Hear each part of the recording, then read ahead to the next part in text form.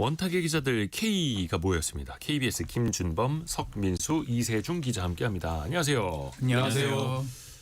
부동산 이야기는 사실상 한 달에 한 두 번 이상 요즘에 하게 되는 것 같아요. 특히 최근에 이재명 대통령이 SNS에 글을 좀 자주 쓰고 있어요.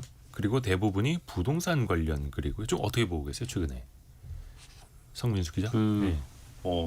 이제 1월 25일부터 본격적으로 올리기 시작하셨죠. 그다음에 이제 23일에 현장 간담회에서 일단 그 양도세 중과 유예를 연장하지 않겠다 네. 이렇게 발표한 다음에 그 다음 날 재연장을 기대하면 오산, 정부도 시장도 서로 못 이긴 정부가 결국 이긴다는 취지로 말씀을 했고, 네. 그다음에 또 1월 말에는 부동산 정상화가 5천 코스피 5천 그다음에 계곡 정비보다 훨씬 쉽다. 뭐 이렇게 또 얘기를 했고, 그다음에 뭐 부동산 투기 하나 못 잡겠나 뭐 그런 좀 정말 무슨 일이 있는 거 아닌가 싶을 정도로 되게 강경한 말. 뭐 하는 거 아닌가 막 이렇게요. 네. 그러게요. 특히 이제 다주택자 향해서 마지막 기회다라는 막 경고까지 하고 있지 않습니까? 이렇게까지 하는 이유는 뭘까요?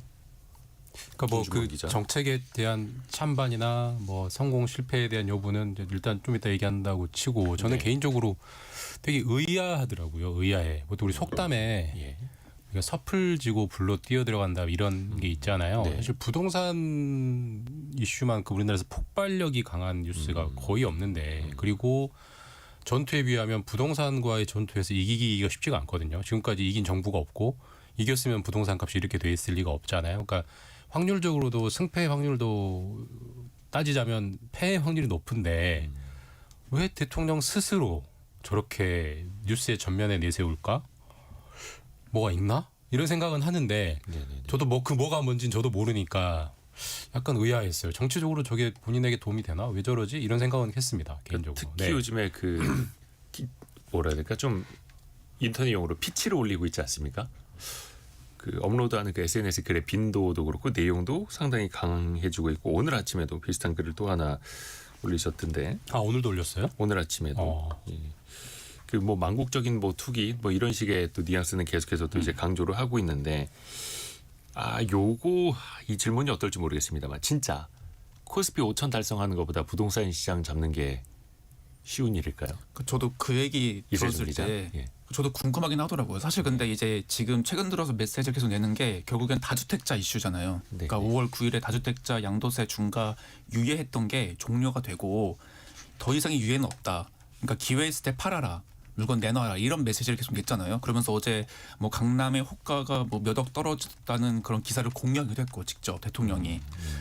근데 사실 이게 양도세 중과제도 원래 없던 게 아니고 윤재인 정부 때도 다 있었던 거고, 사실 지금 정부가 얘기하는 것들이 기존에 우리가 경험이 없는 게 아닌데, 코스피 5천보다 쉽고 그 계곡 정비보다 쉽다 그랬는데, 그럼 왜 우리는 그동안 그 수년 동안 이렇게 오랫동안 부동산 이슈로 이렇게 사회가 진통을 겪었을까? 진짜 그 방법이 있을까? 저도 궁금하기도 하고. 그럼 전문가들은 왜 서울집값 사는 게 그 무엇보다 어렵다고 하는 걸까라는 생각이 들긴 하더라고요. 물론 이제 코스피 5천 시대가 열린 거는 뭐 상법 개정이라든지 금투세 유예라든지 여러 가지 정책적인 거랑 삼성전자 하이닉스가 이제 천문학적인 이익을 벌어대기 시작한 것, 여러 가지가 다 이제 맞물린 결과긴 한데, 그런 어떻게 보면은 부동산 쪽에도 정책적인 거 외에 같이 좀 맞물려야 시장을 좀 안정시킬 수 있지 않을까 생각이 드는데, 또 하나 대통령이 딱 못 박은 게 있습니다. 다주택자 양도세 중과, 더 이상의 유예는 없다. 이거는 지금 시점에 적절한 건지, 아니면 또 일각에서는 이게 오히려 매물만 잠그는 꼴이 될 것이다, 이런 또 지적도 있잖아요. 일단 상황적인 논리로는 빼고 팩트만 보면은 원래 2021년 문재인 정부 때 이제 양도세 다주택자에 대한 중과세를 하기로 했죠. 우리 양도소득세도 소득세이기 때문에 근로소득세와 마찬가지로 세율이 누진제로 올라갑니다. 그래서 6에서 45%까지 구간별로 설정이 돼 있고, 근데 이제 2주택자는 거기에 20을 얹어서 최고 구간이 65%고요. 그다음에 3주택자 이상은 30% 포인트를 얹어서 45 더하기 30, 75%인데, 원래 뭐 우리 소득세 내보신 분들 알겠지만 모든 소득세는 지방소득세가 그 세액의 10%가 붙습니다. 그러니까 75%에 또 10%가 붙으니까 3주택자는 양도소득의 82.5%를 내는 그게 제도가 2021년에 마련이 됐는데 네. 우리가 아다시피 2022년에 정권이 바뀌었잖아요. 그래서 윤석열 정부 때 이 세금은 너무 과하다. 자, 그래서 폐지를 해버리면 되는데 폐지는 하지 않고 시행을 유예를 했습니다. 네. 1년 단위로 유예, 또 유예. 그래서 이제 올해 5월 9일까지 유예가 돼 있는 건데 저는 그게 그 정책에 찬성하든 반대하든 만들었으면 시행하는 거고 문제가 있으면 폐지를 해야 되는 거지 제도를 만들어 놓고 계속 1년씩 유예하는 방식은 굉장히 비정상적인 방식이라고 보고요. 그거는 어떤 식으로든 해소해야 된다고 보고 자 그러면은 이때 이제 정부가 또 바뀌었으니까 한 번 더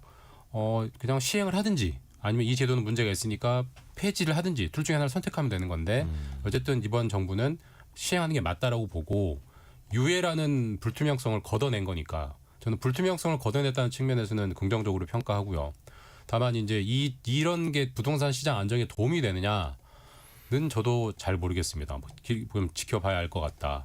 네. 그러니까 일각에서는 5월 9일 전에 다주택자들의 급매물이 나올 가능성도 이야기를 합니다만 그거는 뭐 한 3개월 정도 남은 이벤트일 수도 있겠고 이게 과연 지속이 되면서 부동산 시장이 좀 안정을 찾아갈 것인가는 또 다른 얘기잖아요. 그 야당에서는 역시나 뭐 비판을 합니다. 문재인 정부 시즌 2 이렇게 지적을 하고 있는데 그 당시의 부동산 폭등 양상 또 지금은 비슷합니까? 많이 다릅니까? 성민수 기자. 일단 가장 큰 차이라고 보면 금리가 있죠.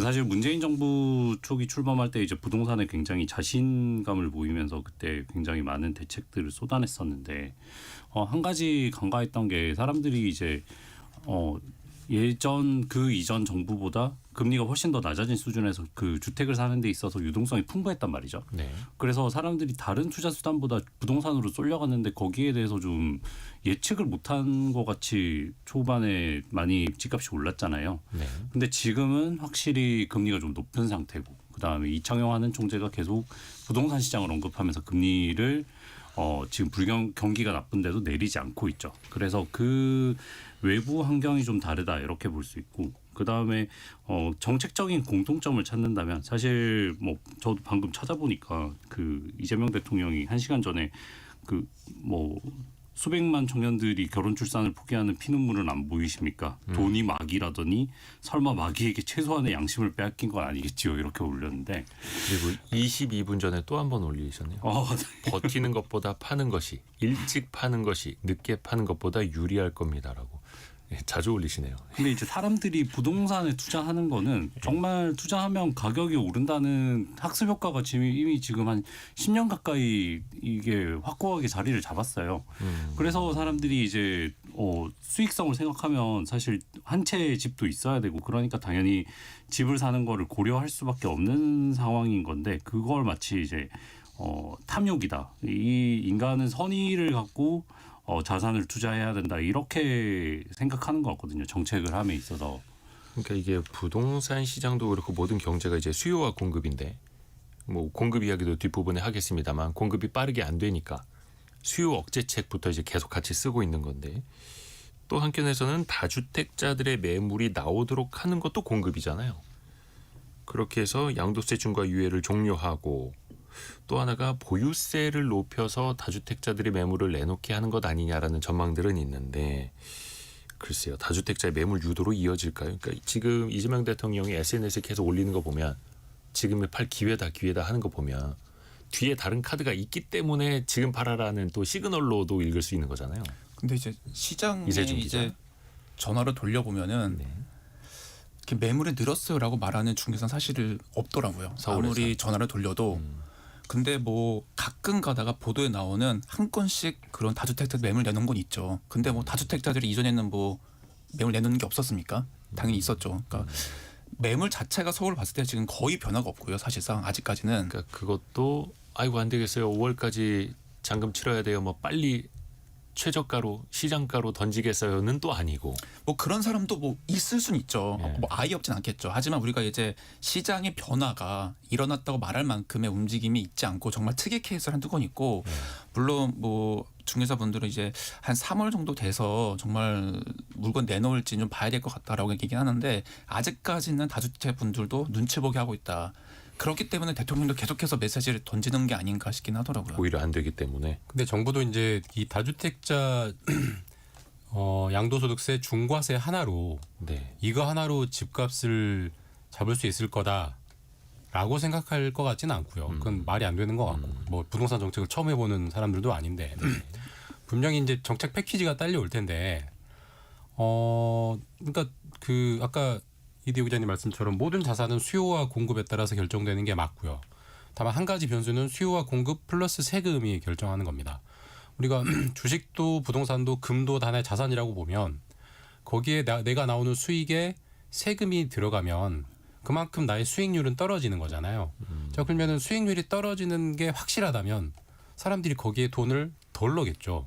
그런데 지금까지 부동산 양도소득세는 대부분 많이 비과세를 해줬고요. 지금도 중과세를 하고 있지만 장기보유 특별공제라고 해서 오래 산 분들은 또 많이 공제를 해주는. 그러니까 굉장히 세율만 보면 헉소리 날 정도로 무서운 세금이지만 네. 이런저런 공제를 떼고 보면 또 뭐 그렇게까지 무섭지 않은 세금. 또 그리고 진보 정부가 오면 세금을 높였다가 보수 정부가 오면 세금을 또 낮춰주는. 결국 시장 참여자들 입장에서는 5년만 버티면 돼라는 게 학습이 돼 있기 때문에 사실 세금이 그리 무섭지 않은 거예요. 다만 이 세금이 영구적으로 혹은 반영구적으로 이렇게 세게 물린다는 게 만약에 확실하다면 그때부터는 사람들도 계산기를 다시 두드리죠. 뭐하러 거기다 돈을 넣겠어요. 다른 데로 가는 거죠. 세금이 낮은 뭐 금으로 가든 은으로 가든 뭐 주식으로 가든 이제 그렇게 되는 거기 때문에 저는 중요한 것은 뭐 보유세가 올라갈지 뭐 종부세를 건드릴지 뭐 공정시장 가액을 건드릴지는 모르겠지만 그게 절대로 안 바뀌고 최소한 5년은 무조건 간다라는 게 확실해야 사람들이 거기 움직이지. 지방선거 앞두고 움직이고 총선 앞두고 움직이고 어쨌든 정치적 이벤트나 기다리고 있잖아요. 그때마다 움직인다는 생각을 주면은 절대 안 움직이죠. 어차피 뭐 또 내릴 텐데 선거 끝나고 이 생각을 하면. 네. 또 정권 바뀔 때까지 기다려보자. 또 이런 그 학습 효과가 과거에도 있었던 거고. 저희 라디오 부스 안에도 KBS 1TV가 틀어져 있는데 조금 전에 뉴스에 이세준 기자 리포트가 나왔었습니다. 부동산 시장 아직은 눈치 보기, 버티기 이런 식으로 또. 그게 이제 시장의 분위기라는 거죠. 이세준 기자가 취재했을 때도. 그러면 이들을 이제 뭔가 밀어낼 카드를 과연 정부가 쓸 것인가? 보유세 강화 아니면은 그 과표 기준이 되는 공정시장 가액 비율 같은 거 높이는 방안. 그래서 애초에는 대통령도 세금으로 집값 잡지는 않겠다라고 했으나 결국에는 그 카드를 꺼내들 수밖에 없는 건가는 어떻게 봐야 될까요? 어제 그 기재부 이제 그 재경부죠. 그 네네, 설명을 재정부 보면은 이제. 어쨌든 집값을 잡는 수단으로 쓰진 않을 거라는 데는 우리는 그 틀에서는 동감을 하고 있다라고 얘기를 하는데 예를 들어서 뭐 공정시장 가액 비율이 지금 현재 60으로 내려와 있잖아요. 그러니까 이게 시가 표준액을 원래 그대로 과세에 매기지 않고 거기다가 이제 일정 비율을 곱해서 우리가 과세 표준을 매기는데 네. 이걸 올리는 건 사실 시행령만 조정하면 되는 건데 지금 정부에서는 이거를 당장 건드릴 생각은 없다라고 좀 얘기를 했었고 그리고 또 하나는 다양한 세제 카드를 하나씩 건드리면서 반응을 보는 식으로는 하지 않을 거다. 다만 전체적으로 우리가 그 보유세를 강화하면서 거래세를 낮추는 방향으로 우리가 전반적인 개편, 이 세제 전체적으로 개편을 구조적으로 바꾸는 방향을 보는 거지 단순히 지금 집값이 오르니까 이걸 해보고 저걸 해보고 이런 식으로 카드를 쓰지는 않을 거다라는 입장을 내긴 하더라고요. 막 들쑤셔 놓지는 않겠다라는 취지로도 읽히는데 근데 이게 근본적인 원인에 대한 진단이 제대로 됐나라는 저는 의문도 좀 갖고 있는데 일단 최병자님이 부동산이 투기면 주식 코인은 도박 아닌가요도 이렇게 보내주셨고 원인을 보자면 지금 서울 집값 수도권 집값 강세가 과연 다주택자들이 집을 더 사서인가 다주택자들이 집을 안 팔아서 집값이 올라가고 있는 건가 투기 시장으로 변질이 된다를 봐야 하는데 사실 지금은 오히려 1주택자들 또 똘똘한 한 채를 서울에다 갖고자 하면서 몰리고 있는 게 지금 수년째 이어지고 있는 거잖아요. 이게 뭐 투기냐 투자냐는 사실 이게 굉장히 가리기 어려운 문제여서 예를 들어서 내가 강남에서 40년째 한 집에서 살고 있는데 집값이 올랐다. 이거는 투기라고 보기는 어렵죠. 근데 최근에 우리가 뭐 강남에서 청약 같은 거 나오면 수천 대리 나오는 이유가 분양가는 뭐 15억 원이지만 시세는 30억 원이니까 그거 보고 들어가는 거잖아요. 그건 투기죠. 그리고 투기성이 강하죠. 그러니까 섞여 있습니다. 이게 모두 누구는 착한 사람, 누구는 나쁜 사람 이렇게 말하기는 어려운 것 같고 다만 이제 그 아까 지금 정부에서 부동산을 잡기 위해서 세금을 쓰진 않겠다라고 하는 말을 그대로 액면 그대로 믿는다고 하더라도 부동산을 잡기 위해서 세금은 안 쓰겠지만 세금을 건드리면 부동산이 영향을 받는 건 분명합니다. 분명한 사실이고 사실 지금 우리나라 부동산 과세 체계는 한마디로 얘기하면 거의 누더기예요, 누더기. 뭐 우리가 예전에 그 양도소득세 중과할 때 나올 때도 세무사들도 계산 못하는 세금이라고 했잖아요. 그만큼 복잡합니다. 근데 제도가 복잡하다는 것은 설계가 잘못된 거예요. 그렇다면 차제에 이왕 말을 꺼냈으면 한번 싹 세팅을 제대로 하는 건 맞는 것 같고 우리가 많은 분들이 얘기하지만 부동산 세제의 어떤 대체적인 합의, 대체적인 글로벌 스탠다드는 보유세는 높게, 거래세는 낮게. 그래서 비싼 집을 많이 가지고 있으면 세금 많이 내라. 네. 대신에 그게 불만이면 팔아라. 대신 팔 때는 세금 우리가 낮춰주겠다. 그런데 거래가 활성화하게 되게 이런 스탠다드에 따라간다는 측면에서 보면 우리나라는 보유세가 어디는 낮고 어디는 높고 구간에 따라서 주택 소유주에 따라서 그다음에 거래세가 양도소득세인데 거기도 과히 낮진 않고 뭐가 엉망진창 꼬불꼬불 막 복잡하게 돼 있어요. 그러니까 이참에 한번 정말 제로 세팅을 할 수만 있다면 해보는 건 좋은 시도다. 그게 우리가 뭐 정권 5년만 보고 가는 게 아니잖아요. 그리고 집이라는 거는 50년, 100년 모두가 살아가는 공간이기 때문에 사회의 중요한 룰 세팅을 하는 거기 때문에 이 룰이 정말 누더기로 돼 있으면 이참에는 꼬인 매듭을 한번 풀어볼 용기만 있다면 풀어보는 건 좀 좋은 시도가 된다라고 생각합니다. 그 김준범 기자의 이야기한 맥락에서 사실 부동산 대책을 큰 틀에서 봤을 때는 이게 어차피 자산이잖아요. 네. 그러니까 이 자산을 소유했을 때 기회비용, 그러니까 내가 집을 사는 것보다 주식을 사는 게 훨씬 더 이득을 보겠다, 또는 뭐 다른 비트코인이라든지 현물 자산을 살 때 훨씬 더 큰 이득을 보겠다는 기대가 있으면 사람들이 집에 대해서 과도하게 뭐 비싼 돈을 주고 투자하진 않겠죠. 그런데 이제 뭐 지금 상황이 좀 뭐 정부한테 유리하다, 또는 정책적으로 좀 환경이 갖춰졌다고 할 수 있는 거는 일단 주식 시장이 너무 좋고 사람들이 주식에 대해서 투자하려는 수요도 많이 늘었고, 뭐 KB 부자 보고서에도 보면 뭐 그 부자들이 이제 원래는 주식에 투자하겠다는 사람들이 많았잖아요. 그런 환경에서 보유세 같은 카드를 이용해서 부동산의 기회 비용을 굉장히 늘려버린다면 또 그거는 근본적인 대책이 될 수 있지 않을까, 이런 생각도 들긴 하거든요. 곽정대님이 보유세가 낮으니까 매물이 잠기죠. 중개소 가보면 집값 오를 거니까 팔지 말라고. 그러면서 거래 없다는 소리 하네요. 이렇게 보내주셨고, 이용래님은 돈이 이렇게 많이 풀렸는데 부동산만 안 오르면 이상한 거죠. 중산층이 살 수 있는 양질의 임대주택을 공급하면 됩니다. 이렇게도 보내주셨고, 박영은님, 다주택도 두 채, 세 채 있다고 다주택이 아니라 총액으로 해야 합니다라고. 그렇죠. 뭐 지역에 세 채 갖고 있는데 다 합쳐도 10억이 안 되는 사람과 한 채 있는데 뭐 50억, 70억 하는 사람과 또 달리 봐야 할 필요도 있겠고요. 또 우리가 이게 마지막으로 염려를 해봐야 될 게 다주택자에게 집중을 하는 정책이 오히려 세입자, 무주택자에게 이게 또 전가가 돼버리잖아요. 뭐 집값에 이런 연쇄 작용 같은 것들이. 실제로 지금 그런 현상이 나타나고 있습니다. 뭐 이를테면은 지금 다주택자 빨리 팔라고 하고 있는데 지금 토지거래 허가구를 먹혔기 때문에 실거주가 의무잖아요. 네. 그러니까 내가 다주택자가 모든 집에 살고 있을 수가 없고 대부분 세를 주고 있잖아요. 네. 근데 그 세입자 계약이 1년 이상 남았어요. 근데 5월까지 팔려면은 세입자를 내보내야지 새로운 사람이 실거주를 해야지 거래가 그렇죠. 되는 거잖아요. 예. 그렇기 때문에 지금 세입자를 내보내기 위해서 웃돈을 주고 위로금 명목으로 웃돈을 주고 내보내야 하는 경우도 있는데, 문제는 지금 전세난이 오랫동안 누적이 돼 있고 세입자가 그 웃돈 받고 나가려고 해도 새로운 전셋집을 구하는 게 상당히 어려운 시장이란 말이죠. 그 사이에 전세는 매물이 희귀해졌고 월세는 더 많이 올랐고. 또 전세 가격도 많이 올랐고요. 그렇죠. 그러니까 전 세입자 입장에서도 지금 집주인의 의도대로 이렇게 딱 팔게 하게끔 하기 위해 나가기에는 녹록지 않은 상황이라고 봐야 되는 거죠. 좀 이게 큰 틀에서 보면은 뭐 너무 뭐 근본적인 얘기일 수 있지만 우리나라 국민을 아주 거칠게 얘기하면 반은 유주택자고 반은 무주택자인데요. 물론 유주택자가 약간 많긴 하지만 그럼 뭐 대략 50 정도의 무주택자는 어딘가에 살아야 되잖아요. 자기 무주택이니까 네. 남의 집에 살아야 되고 세를 들어 살아야 됩니다. 그게 전세든 월세든. 그럼 그 집은 누군가의 집일 거예요. 그러니까 당연히 다주택자가 전월세 세입자들이 사는 집을 공급하고 있는 건 맞죠. 자, 근데 그러면 개인 다주택자는 이건 투기성이 강하니까 이 사람들은 좀 앞으로 줄여 나가야겠다라는 정책적 방향을 잡으면 그러면은 세입자들이 살아가는 집을 누군가는 가져야 되는 거 아닙니까? 뭐 공중에 떠놓을 수는 없잖아요. 결국 그러려면 해외처럼 기업형 임대사업자가 들어올 수 있는 공간을 열어줘야 돼요. 아니 기업도 주택을 가지지 말아라. 개인도 주택을 가지지 말아라. 그럼 그 집은 누가 가져? 귀신이 가져요? 그러니까 그거를 누군가 열어줘야 돼요. 그러니까 기업형 임대사업자가 우리나라는 왜 해외만큼 많지 않느냐? 왜 그게 양성이 안 되냐? 그걸 열어주면서 개인의 다주택자를 줄여간 방향이 해야 이게 선순환이 되는 거지.